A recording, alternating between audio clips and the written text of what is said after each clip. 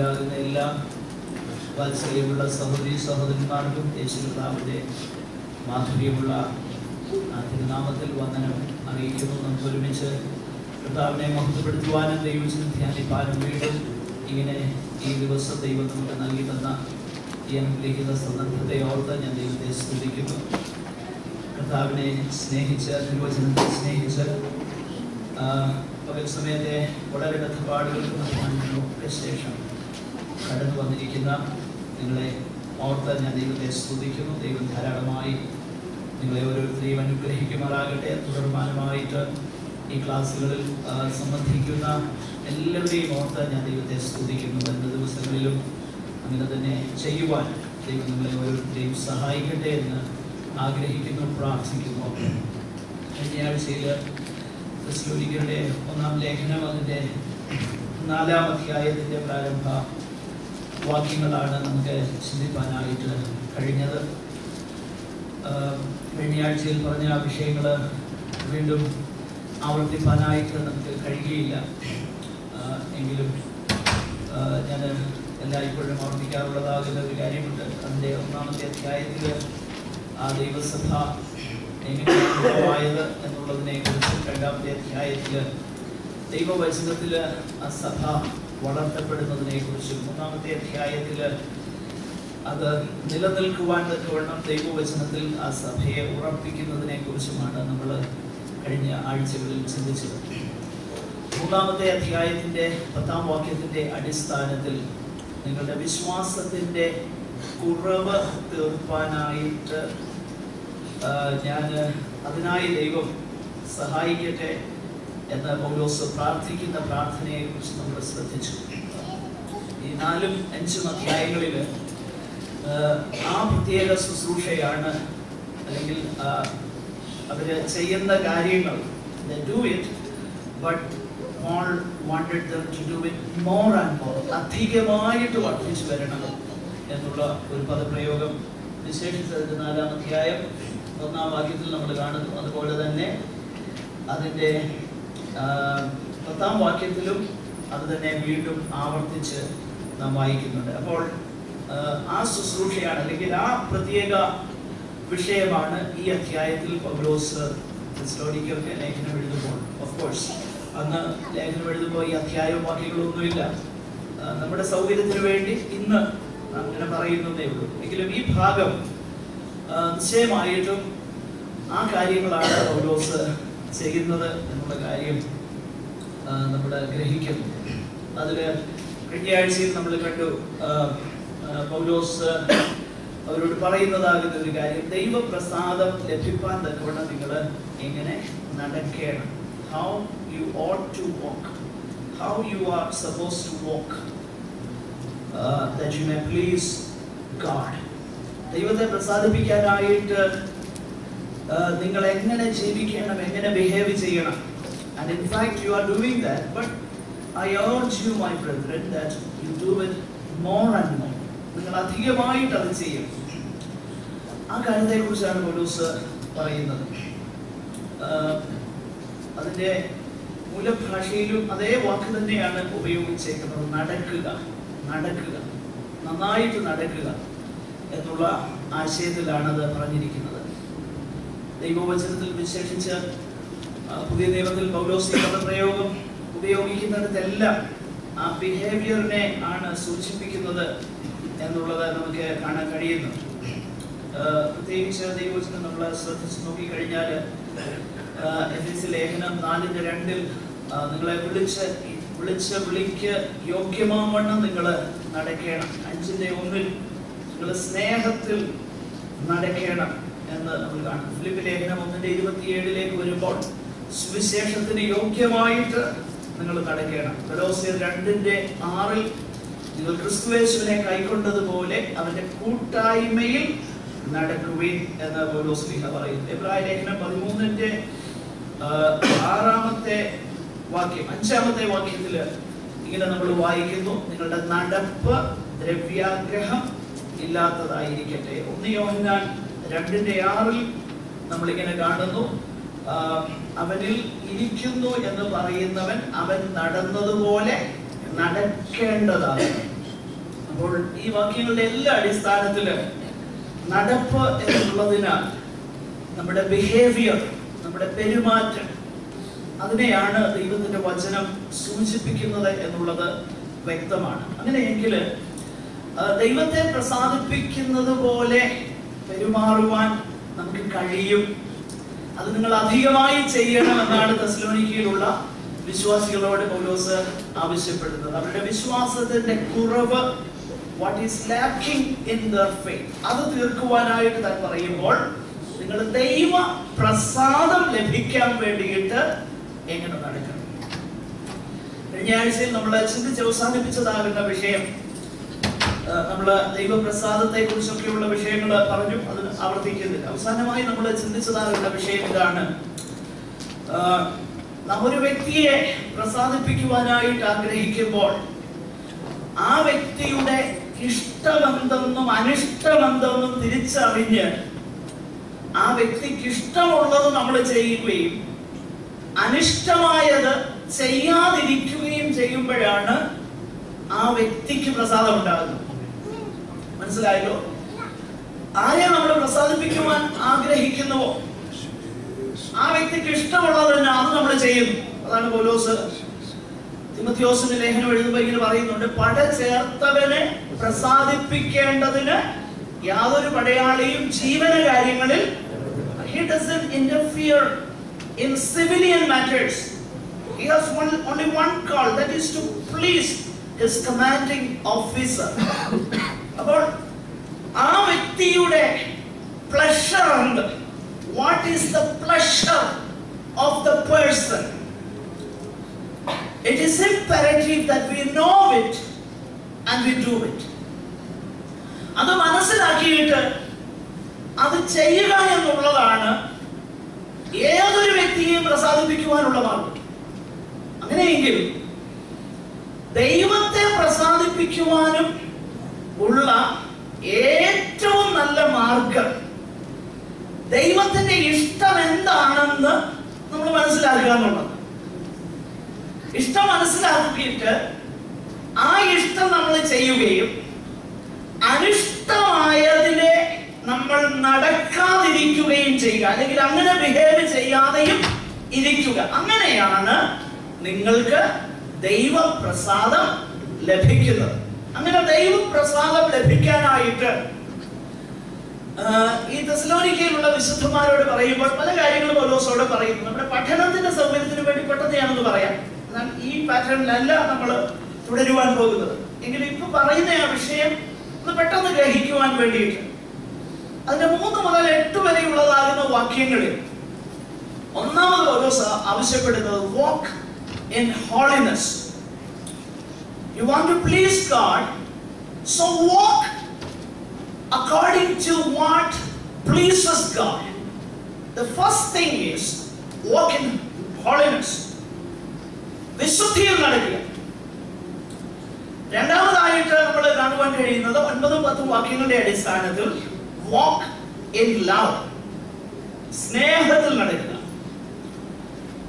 മൂന്നാമതായിട്ട് അതിന്റെ 11-12 വാക്യങ്ങളുടെ അടിസ്ഥാനത്തിൽ walk in honesty, in doing what you ought to do. ചെയ്യേണ്ട കാര്യങ്ങൾ ചെയ്തുകൊണ്ട് വിശ്വസ്തയോടെ സത്യസന്ധതയോടെ ആയിരിക്കുക. അത് ദൈവത്തിന് പ്രസാദമുള്ള കാര്യം. പൗലോസിന്റെ മറ്റ് പല ലേഖനങ്ങൾ അതിനെക്കുറിച്ച് പറയുന്നുണ്ട്. ആ കാര്യങ്ങളിലേക്ക് ഞാനിപ്പോ പോകുന്നില്ല. അവസാനമായിട്ട് ഒരുപക്ഷെ ആ വിഷയം അല്പം വ്യത്യസ്തമായിട്ട് നമ്മൾ ചിന്തിക്കേണ്ട വിഷയം, എങ്കിലും നമ്മുടെ ഇപ്പോൾ പറഞ്ഞു വന്ന ആ വിഷയവും ആ അധ്യായം എന്ന നിലയിൽ ഞാനൊന്ന് പറഞ്ഞു പോകട്ടെ. 13 മുതൽ 18 വരെയുള്ള വാക്യങ്ങളുടെ അടിസ്ഥാനത്തിൽ വാക്ക് ഇൻ ഹോപ്പ്, പ്രത്യാശയും നടക്കുക. അപ്പൊ ഇത്രയും കാര്യങ്ങളാണ് ഈ അധ്യായത്തിൽ നിന്ന് നമ്മൾ ഗ്രഹിപ്പാനായിട്ട് പോകുന്നത്. അവസാനം പറഞ്ഞ വിഷയം വാസ്തവത്തില് 5-ാം അധ്യായം 1 മുതൽ 11 വരെയുള്ള വേദഭാഗങ്ങളൂടെ ചേർത്താണ് നമ്മൾ പഠിപ്പാനായിട്ട് താല്പര്യപ്പെടുന്നത്. സ്തോത്രം. കഴിഞ്ഞ ആഴ്ചയില് നമ്മൾ അവസാനമായിട്ട് ചിന്തിച്ചു നിർത്തിയതാകുന്ന വിഷയങ്ങൾ നാം ഓർക്കുന്നു എന്ന് ഞാൻ ഗ്രഹിക്കുകയാണ്. 2-ാമത്തെ വാക്യത്തിന്റെ അടിസ്ഥാനത്തിൽ പൗലോസ് ഇങ്ങനെ പറയുന്നു: ഞങ്ങൾ കർത്താവായ യേശുവിന്റെ ആജ്ഞയാൽ ഇന്ന കൽപ്പനകളെ തന്നു എന്ന് നിങ്ങൾ അറിയുന്നുവല്ലോ. അപ്പോൾ പൗലോസ് ഈ പറയുവാൻ പോകുന്ന വിഷയത്തിന്റെ അതോറിറ്റി എന്ന് പറയുന്നത്, അതിന്റെ അധികാരം എന്ന് പറയുന്നത് നമ്മുടെ വാഴ്ത്തപ്പെട്ടവനാകുന്ന കർത്താവ്. പൗലോസ് ഒരിക്കലും തന്റെ ചിന്തകളല്ല പറഞ്ഞു. എന്തിനേറെ തന്റെ ചിന്തകളെന്ന് താൻ ചിന്തിച്ചു പറഞ്ഞ വിഷയങ്ങൾ പോലും ദൈവത്തിന്റെ വാക്കുകളായിട്ട് തിരുവചനത്തിൽ നമ്മൾ കാണും. ഇവിടെ പൗലോസ് പറയുന്നു, എന്റെ അതോറിറ്റി എന്ന് പറയുന്നത് നമ്മുടെ കർത്താവ്. അപ്പൊ ആ കർത്താവിന്റെ ആജ്ഞയാൽ അവിടുന്ന് തന്നെ തന്റെ ഹിതം എന്തെന്ന് നമ്മളോട് പറഞ്ഞിട്ടുണ്ട്. തനിക്ക് ഇഷ്ടമുള്ളത് എന്താണെന്ന് നമ്മളോട് പറഞ്ഞിട്ടുണ്ട്. അപ്പൊ ആ പറഞ്ഞതിന്റെ അടിസ്ഥാനത്തിൽ തനിക്ക് ഇഷ്ടമുള്ളത് നാം ചെയ്യുന്നുവെങ്കിൽ ദൈവത്തിന്റെ പ്രസാദം നമുക്ക് ലഭിക്കും. തുടർന്ന് പൗലോസ് പറയുന്നതായിരുന്ന ഒരു കാര്യം, അത് ഞാൻ കഴിഞ്ഞ ആഴ്ചയിൽ പറഞ്ഞു. നിങ്ങൾ ദൈവത്തെ അറിയാത്ത ജാതികളെ പോലെയല്ല. ജാതികൾക്ക് ദൈവത്തെ അറിയത്തില്ല. They do not have the knowledge of God. അതുകൊണ്ട് അവരങ്ങനെ ജീവിക്കുന്നത്. എന്നാൽ ദൈവത്തെ അറിയാവുന്ന നിങ്ങൾ ജീവിക്കേണ്ടത് വ്യത്യസ്തമായിട്ട്. ജാതികൾക്കുള്ള മാനദണ്ഡമല്ല ദൈവജനത്തിനുള്ളത്. എന്തിനേറെ ഒരു വലിയ ആ റിലീജിയസ് കമ്മ്യൂണിറ്റിക്കുള്ള മാനദണ്ഡമല്ല ദൈവജനത്തിനുള്ളത്, വ്യത്യസ്തമായ. അതുകൊണ്ടാണ് വിശുദ്ധീകരണം എന്ന വാക്കിന് വളരെ പ്രാധാന്യം ദൈവവചനത്തില് നമ്മൾ കാണുന്നത്. അപ്പോൾ you are to be different. You are to be set apart for myself. എനിക്ക് വേണ്ടി നിങ്ങൾ വേർതിരിക്കപ്പെട്ടവർ. ഈ ചിന്തയാ കർത്താവ് എല്ലാ കാലങ്ങളിലും താൻ തെരഞ്ഞെടുത്ത ജനത്തോട് പറഞ്ഞിട്ടുള്ളൂ. ഇന്ന് പ്രഭാതത്തില് ഞാൻ വായിച്ചുകൊണ്ടിരുന്ന പഴയ നിയമ ഭാഗം എടുത്ത് വായിക്കുകയൊന്നും വേണ്ട. ലേവ്യ പുസ്തകം 18-ാമത്തെ അധ്യായത്തിൽ ആവർത്തിച്ച് കർത്താവ് പറയുന്ന ഒരു കാര്യമുണ്ട്. ഞാൻ നിങ്ങളെ മിസ്രയീമിൽ നിന്ന് കൊണ്ടുവന്നു, നിങ്ങൾ അവര് ചെയ്യുന്നതുപോലെ ചെയ്യരുത്.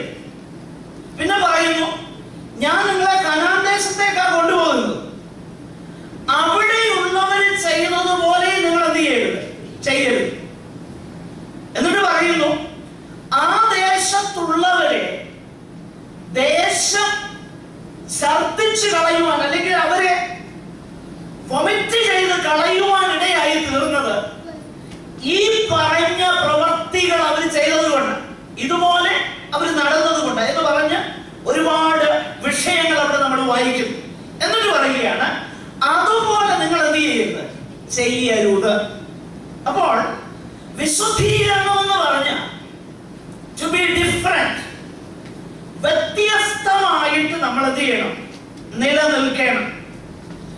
ഇവിടെ വിശേഷിച്ച് ഈ വേദഭാഗങ്ങളിൽ തുടർന്ന് പൗലോസ് പ്രത്യേകമായിട്ട് പറയുന്നതാകുന്ന വിഷയം, to use നല്ലൊരു മലയാളം വേർഡ് ഉപയോഗിക്കാനാണ് ഞാൻ ആഗ്രഹിക്കുന്നത്.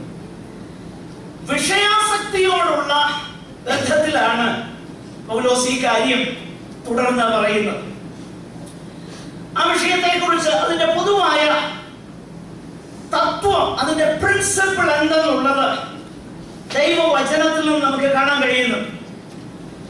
പൗലോസ് തെസ്സലോനിക്കയിലുള്ള വിശുദ്ധന്മാർക്ക് ഈ ലേഖനം എഴുതുമ്പോൾ അവിടെയുള്ളതാകുന്ന കൾച്ചർ, അവിടെ ഉണ്ടായിരുന്ന ആ സംസ്കാരം വളരെ അധപ്പതിച്ച ഒരു സംസ്കാരമായി. ആ സംസ്കാരത്തിലാണ് ഈ ദൈവസഭ നിലനിന്നത്. അപ്പോൾ ആ സംസ്കാരത്തിന്റെ പല കാര്യങ്ങൾ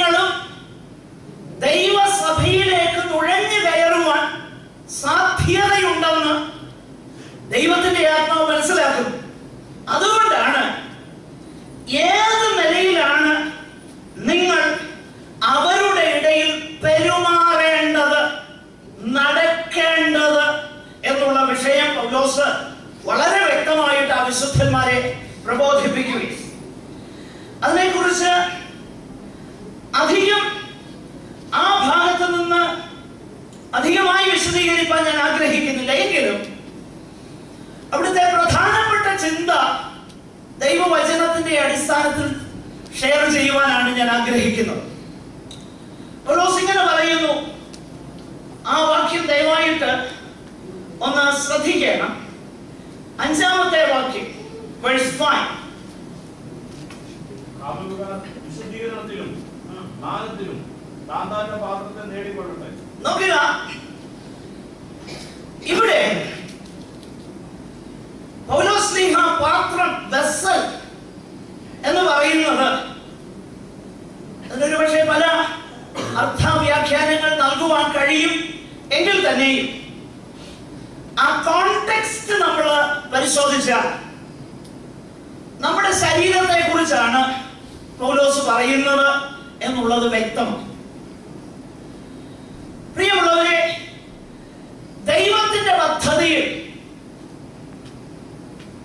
നമ്മുടെ ശരീരത്തിന്റെ പ്രവൃത്തികൾ എങ്ങനെ നിയന്ത്രിക്കപ്പെടുന്നു എന്നുള്ളതിന് വളരെ വളരെ പ്രാധാന്യം.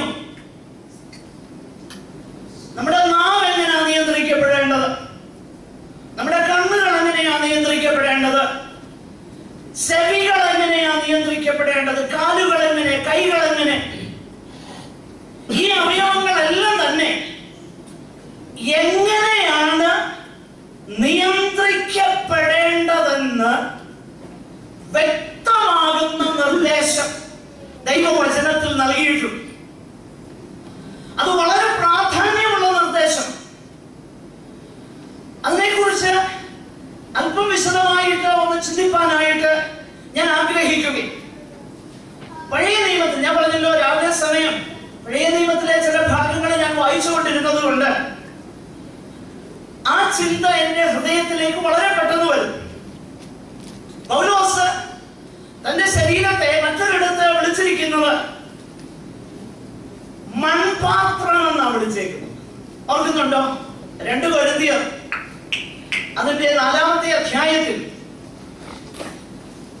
7-ാം വാക്യത്തിൽ ഇങ്ങനെ പറയുന്നു, എങ്കിലും ഈ അത്യന്ത ശക്തി ഞങ്ങളുടെ സ്വന്തമല്ല, ദൈവത്തിന്റെ ദാനമത്ര എന്ന് വരേണ്ടതിന് നമുക്ക് ഈ നിക്ഷേപം, ഇപ്പൊ ദൈവം തന്നെ നിക്ഷേപം നിറച്ചു വെക്കാനായിട്ട് എന്തുപയോഗിച്ചു?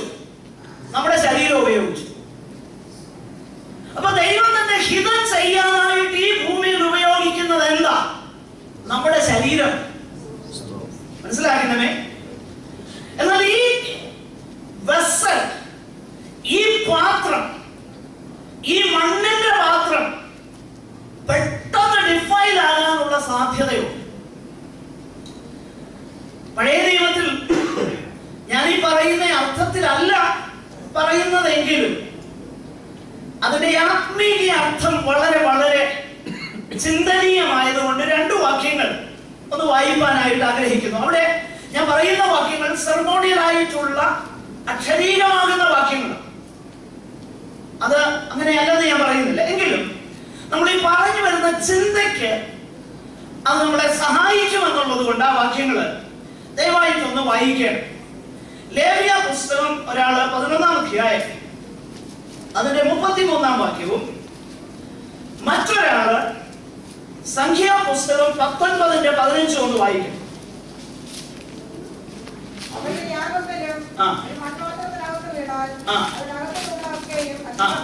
നോക്കുക, മുകളിൽ ചില കാര്യങ്ങൾ പറഞ്ഞേക്കുക. ഇത് സെറമോണിയൽ അക്ഷരീകമായി പറഞ്ഞേക്കുന്ന കാര്യം കേട്ടോ. അങ്ങനെ തന്നെയാണ് പറഞ്ഞേക്കുന്നത്. സെറമോണിയൽ ക്ലൻസിങ്ങിന്റെ കാര്യമാണ് പറഞ്ഞേക്കുന്നത്. ബട്ട് നമ്മൾ പറഞ്ഞു വരുന്ന ചിന്തയ്ക്ക് അത് ഉതകുന്നത് കൊണ്ട് ഞാൻ എടുക്കുന്നേ. ചില കാര്യങ്ങൾ ഈ മൺപാത്രങ്ങളിൽ വീണ് കഴിഞ്ഞാൽ എന്തോ സംഭവിക്കും? എന്തോ സംഭവിക്കുമെന്നാ പറഞ്ഞു? അത് അശുദ്ധമാണ്. അതുകൊണ്ട്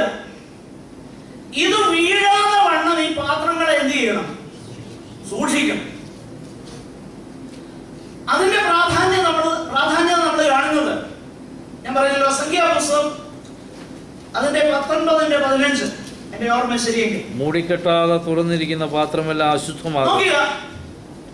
അവിടെ നമ്മൾ വായിക്കുന്നതിനൊന്നുമില്ല, മൂടിക്കെട്ടാതെ തുറന്നിരിക്കുന്ന പാത്രമെല്ലാം എന്ത് ചെയ്യും? അശുദ്ധമാകും. ഓക്കെ, ഞാൻ പറഞ്ഞല്ലോ ആ വാക്യങ്ങൾ അക്ഷരികമായി പറഞ്ഞേക്കുന്ന സെറമോണിയൽ ക്ലൻസിങ്ങിന്റെ കാര്യം പറഞ്ഞേക്കുന്നത്. എങ്കിലും നമ്മുടെ ചിന്തയ്ക്ക് അത് ഉതകുന്നത് കൊണ്ട് ഞാൻ എടുക്കുന്നേ ഉള്ളൂ. അപ്പോൾ ഈ മൺപാത്രം പെട്ടെന്ന് എന്ത് ചെയ്യാൻ സാധ്യതയുണ്ട്? അശുദ്ധമാകാൻ സാധ്യതയുണ്ട്. അപ്പൊ അങ്ങനെ അശുദ്ധമാകാതിരിക്കാൻ വേണ്ടി ഇത് എന്ത് ചെയ്യണം? ഇതിന് വേണ്ട പ്രിക്കോഷൻസ് ഒക്കെ എപ്പോഴും എടുക്കണം. ആരോ പറഞ്ഞതുപോലെ to be in this mortal frame is to be tempted. So avoid the places where you will be easily tempted. ഈ മോർട്ടൽ ഫ്രെയിമിൽ ആയിരിക്കുന്നത് തന്നെ എന്താണെന്ന് അറിയാമോ? എപ്പോഴും ടെംപ്റ്റേഷൻസ്. നമ്മളെ വശംവദരാക്കുവാനുള്ള എല്ലാ കാര്യങ്ങളും ആരുടെ കയ്യിലുണ്ടെന്ന് അറിയാമോ? പിശാചിന്റെ കയ്യിലുണ്ട്.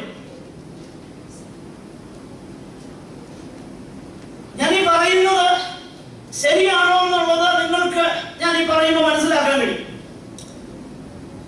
ഒരു ഇന്റർനെറ്റ് പേജ് നമ്മൾ ഓപ്പൺ ചെയ്ത് അൺവാണ്ടഡ് പോപ്പപ്സ് വരും. ഓഫ് കോഴ്സ് പോപ്പപ്പ് ബ്ലോക്കേഴ്സ് ഒക്കെ ഉള്ളപ്പോൾ അത് നമ്മൾ ചെയ്യണം, ശരിക്കും ഇൻസ്റ്റാൾ ചെയ്യണം.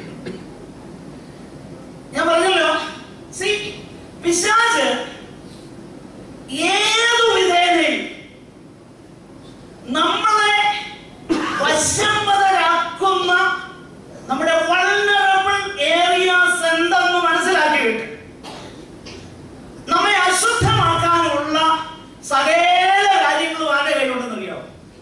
പിശാചിന്റെ കയ്യിലുണ്ട്. പ്രിയമുള്ളവരെ, അതുകൊണ്ടാണ് നമ്മൾ വാച്ച് ചെയ്യുന്ന കാര്യങ്ങൾക്കും ഒരു കൃത്യമാകുന്ന സെൻസർഷിപ്പ് ദൈവജനത്തിനുണ്ടാകും. കഴിയുമെങ്കിൽ ഇത് വീട്ടിൽ ഇല്ലാതിരിക്കുക നല്ലത്. പിന്നെ ഉണ്ടെങ്കിൽ ഞാൻ പറയാം, എവിടെ വരുമ്പോൾ TV ഓഫ് ആക്കണം. പെട്ടെന്ന് പറയാം. യേശു കർത്താവും യോസഫും നമ്മുടെ അപ്പുറത്തും ഇപ്പുറത്തും ഇരിക്കപ്പെട്ടെന്ന് സങ്കല്പിക്കുക. യേശു കർത്താവും യോസഫും എവിടെ വരെ TV കാണുമോ അത്രയും വരെ നമുക്ക് എന്ത് ചെയ്യാം? കാണാൻ കുഴപ്പമില്ല. ഞാനൊരു പ്രായോഗികമാകുന്ന നിർദ്ദേശം നമ്മളോട് പറയും. യേശു കർത്താവിന്റെ കയ്യിലും യോസഫിന്റെ കയ്യിലും റിമോട്ട് ഉണ്ടെങ്കിൽ അവരെവിടെ വരുമ്പോ അത് ഓഫ് ചെയ്യുമോ അത്രയ്ക്ക് കൃത്യമായിട്ട് ഓഫ് ചെയ്യാനുള്ള സംവിധാനം നിങ്ങൾക്കുണ്ടെങ്കിൽ കണ്ടോ കുഴപ്പമില്ല. ഇല്ലെങ്കിൽ ഈ ചവറൊന്നും കാണാതിരിക്കുക നല്ലത് കേട്ടോ. കാരണം നാം അറിയാതെ നമ്മുടെ ചിന്തകളെ സ്വാധീനിക്കുകയും നമ്മുടെ ചിന്തകളെയും ചിന്തകളിൽ കൂടെ നമ്മുടെ പെരുമാറ്റത്തെയും ഇതെല്ലാം സ്വാധീനിക്കുക. ഇതിനെല്ലാം ഒറ്റ ഒബ്ജക്റ്റീവേ ഉള്ളൂ, നമ്മളെ എന്ത് ചെയ്യാന്നറിയാമോ? അശുദ്ധരാക്കുക. നമ്മളിൽ ദൈവത്തിന്റെ പ്രസാദം ഉണ്ടാകാതിരിക്കുക എന്ന ഒറ്റ ഒബ്ജക്റ്റേ പിശാചിന് ഉള്ളൂ. അതിനുവേണ്ടി അവൻ he will go to any extent to make us unholy and to make our life not pleasing in the sight of God. ഇത് നമ്മൾ വ്യക്തമായി മനസ്സിലാക്കണം. അപ്പോൾ ഈ മൺപാത്രങ്ങൾക്ക് കൃത്യമാകുന്ന പ്രിക്കോഷൻസ് നമ്മൾ എന്ത് ചെയ്യണം? എടുക്കണം. ഇതിനെക്കുറിച്ച് ഈ കഴിഞ്ഞ ദിവസം ദൈവത്തിന്റെ വചനം ഞാൻ പ്രഭാതത്തിൽ ധ്യാനിച്ചുകൊണ്ടിരുന്നപ്പോൾ വളരെ ശക്തമായിട്ട് ദൈവത്തിന്റെ പരിശുദ്ധാത്മാവ് ഇതേ ചിന്ത തന്നെ ആ തിരുവചനത്തിൽ കൂടെ എന്നോട് സംസാരിച്ചു. ആ ഭാഗം നിങ്ങളെ ഒന്ന് എടുത്ത് വായിച്ച് കേൾപ്പിക്കുവാൻ ഞാൻ താല്പര്യപ്പെടുകയും ദയവായിട്ട് എന്റെ ഒപ്പം കൊരിന്ത്യരുടെ 1-ാം ലേഖനം കഴിഞ്ഞ ദിവസം പ്രഭാതത്തിൽ ഈ വേദഭാഗം പല ആവർത്തി ഞാൻ വായിച്ചു. ഒന്നിലധികം പ്രാവശ്യം അതേ ഭാഗം വീണ്ടും വീണ്ടും ഞാൻ ധ്യാനിച്ചു.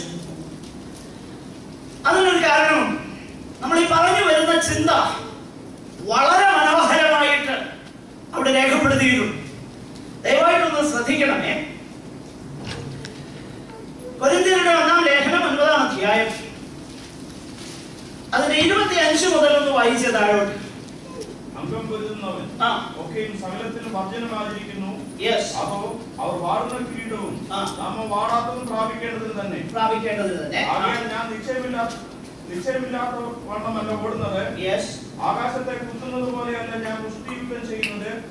മറ്റുള്ളവരോട് പ്രസംഗിച്ച ശേഷം ഞാൻ തന്നെ കൊള്ളരുതാത്തവനായി പോകാതിരിക്കേണ്ടതിന് എന്റെ ശരീരത്തെ ശ്രദ്ധിക്കണം. പൗലോസ് പറയുകയാണ്, ഞാൻ എന്ത് ചെയ്യുന്നു? എന്റെ ശരീരത്തെ എന്ത് ചെയ്യുന്നു? അപ്പൊ ശരീരം ഞാൻ മറ്റുള്ളവരോട് പ്രസംഗിച്ചിട്ട് ഞാൻ തന്നെ കൊള്ളരുതാത്തവനായി തീരാതിരിക്കേണ്ടതിന് എന്റെ ശരീരത്തെ ഞാൻ എന്ത് ചെയ്യുന്നു? ദണ്ഡിപ്പിച്ച് അടിമയാകും.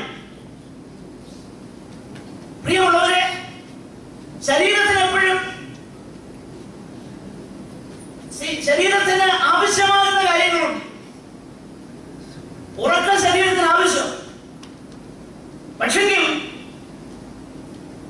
എപ്പോഴും കിടന്ന് ഉറങ്ങുകയാണെങ്കിലും